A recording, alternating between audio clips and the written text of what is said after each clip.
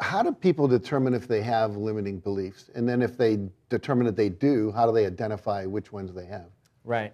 I teach three things. Number one is pay attention to your language, because language is the representation of our beliefs.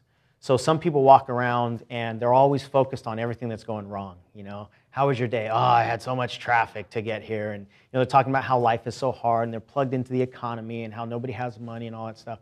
Obviously, those are their beliefs manifesting into language. Mm-hmm. And then, some people are the exact opposite, right? They look at the sun that's out and they live life through a gratitude filter, and that's their beliefs, being manifested. So look at your external language, and you can listen for the beliefs, but then also look at your internal language, and that becomes a little bit more clear if we pay attention. What I have a lot of my clients do is just journal their internal dialogue, right? It's like being, what are the people called in the courtroom as a stenographer? Yes. That pay attention, they're not filtering. Whatever these people say, whatever those people say are getting written in. And so what I want my clients to do is just pay attention to the internal dialogue. Don't wrestle with it. Don't argue with it. Just jot it down. And then what you'll have is basically your belief system. So if your internal dialogue is saying relationships are hard and nobody cares about you and nobody's ever going to accept you as a friend or as a companion or anything like that, those are your beliefs, really hammering you. So language is the first way. And the second way is emotional response.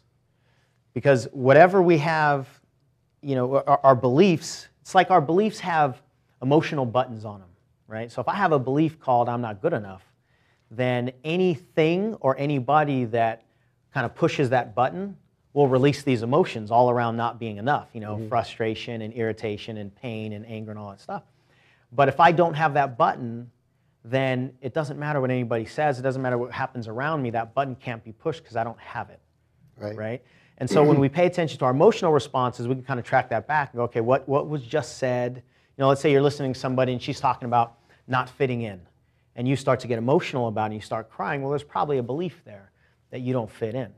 But then if you go back to my experience when I was doing my 90-day goal, what I realize now, I didn't know it, at the time I didn't realize this, but now looking back, I realize what was happening in that instance, and I think a lot of people will really relate to this, is I was writing a goal down, and consciously I was committing to this goal.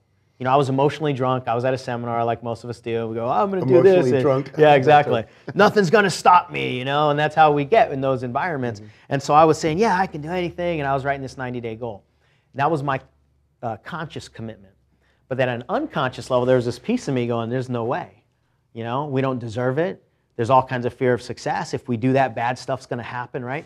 So what was happening is there was a conflict, like a clash of the titans. I had a conscious commitment that wanted the goal, but I had an unconscious commitment that was scared of going after that goal. And as you know, the unconscious mind is so much stronger.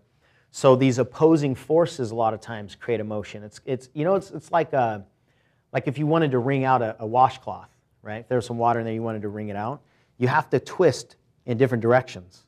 Because if you just wring both of them in the same direction, no water's coming out. So that's really what's happening with me. I had a conscious commitment twisting one way, I had an unconscious commitment twisting another way, and a bunch of water came out, right, in the form of my tears.